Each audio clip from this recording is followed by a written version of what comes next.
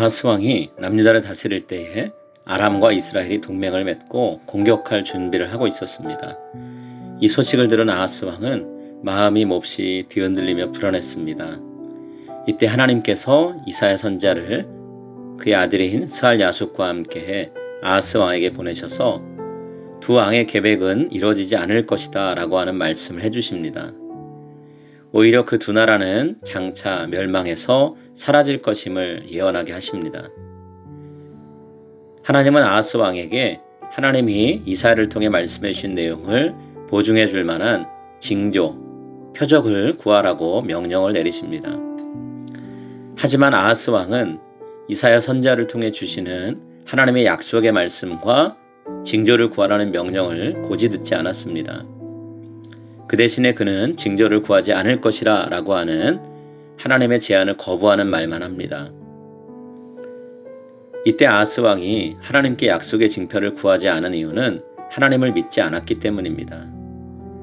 오히려 아하스 왕은 그 당시에 대제국으로 점점 강성해져 가고 있는 아수르에게 손을 내밀고 의지할 마음을 품고 있었습니다. 이사야는 자기 자신은 물론이고 하나님의 인내심도 한계에 도달하게 만들었다며 아하스 왕을 향해 꾸짖는 말을 합니다. 앞으로 하나님이 아하스 왕과 그의 후손들을 대신할 새로운 통치자를 세우실 것이다 라고 미리 예고합니다. 하나님이 세우실 새로운 통치자의 이름은 임마누엘, 즉 하나님이 우리와 함께 계신다 라는 뜻입니다.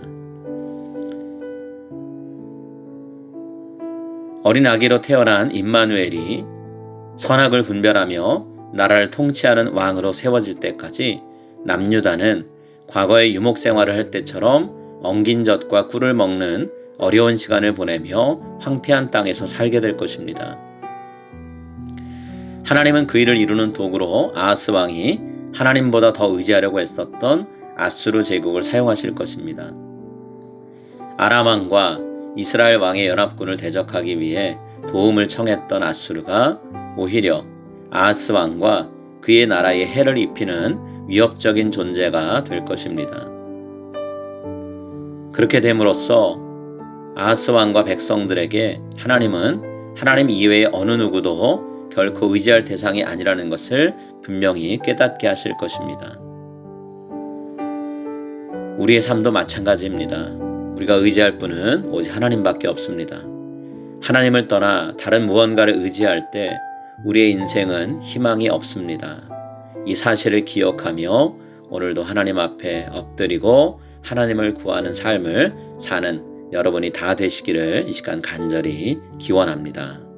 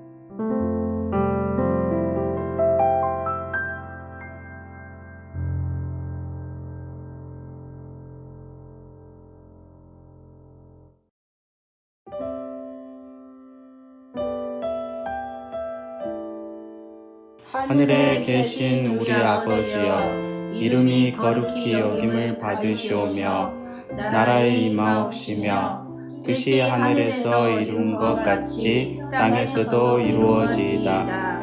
오늘날 우리에게 일용할 양식을 주옵시고 우리가 우리에게 죄 지은 자를 사하여 준 것 같이 우리의 죄를 사하여 주옵시고 우리를 시험에 들게 하지 마옵시고 다만 악에서 구하옵소서.